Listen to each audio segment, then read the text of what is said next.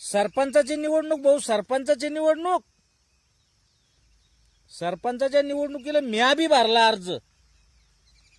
आपल्यात काय कमी आहे? आपण सरपंच दिसत नाही का? म्या बी अर्ज भरला सरपंचासाठी. आणि निवडणुकीच्या आदल्या रात्री जेवढा होता माल तेवढा जवळ. चट गल्ल्यानं गल्ल्या, गल्ल्यानं गल्ल्यान, घरनं घर.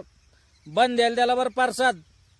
सगळ्याला पारसाद द्याला. म्हणलं यापा आपली निशाणी आपणच निवडून आलो पाहिजे.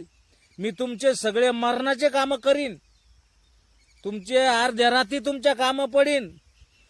काकू तुमच्यासाठी कधीही कामं पडीन. वहिनी मी तुमच्यासाठी जेव्हा म्हणलं तेव्हा उभा राहीन. तुम्ही फक्त मला आवाज द्या. आजोबा आजी तुम्हाला घरकुलं, मरणाचे घरकुलं तुम्हाला देईन. बंद्या गावाला सुखी समृद्धी करीन. इतकं नळाला पाणी आणीन की बंद्या गल्ल्याची बुडून जातीन. इतके नळाला पाणी देईन. फक्त मला सरपंच करून द्या. सगळे म्हणे हो तुम्हीच या सरपंच. मरणाचा पैसा वाटला हो, सगळ्यांनी पैसे घेतले आबद. चट निवडणुकीच्या दिवशी सगळ्याला आला मतदान करून की कस काय आपलंच काम झालं म्हणे. कोणी येऊ आपलंच काम. काकू आपलंच काम झालं. दाजी अहो आपलंच काम. आजोबा आजी ताई बाई अक्का पक्का सगळे म्हणे आपलंच काम. म्हणलं का आपलंच काम आहे गाड्या. आता जेव्हा वोटिंग झाली, पेट्या बंद झाल्या, निकालाच्या दिवशी गेलो. मग निकालाच्या दिवशी तहसील कोर्टात झाले भाऊ मोजमाप सुरू. मोजमाप सुरू झालं. सलम आवालाच नाव गायब.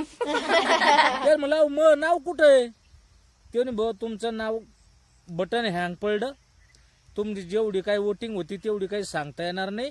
याचं स्टोरेज फुल झालं. त्याच्यामुळे तुमचं काही वोटिंग याच्यात आलं नाही. आमच्या मशीनचं स्टोरेज फुल झालं. अरे म्हणलं तुमचं स्टोरेज कसं काय फुल झालं? आता मी काय करू? ते म्हणे आम्ही नाही सांगू शकत. निवडणूक मंडळाला विचारा. अरे म्हणलं निवडणूक मंडळाकडे आता अर्ज कधी करू? ते म्हणे तुम्ही आता अर्ज टाकून द्या. अरे म्हणलं पण मग हे झालंच कसं? ते म्हणे नाही बा आता आम्ही काही सांगू शकत नाही.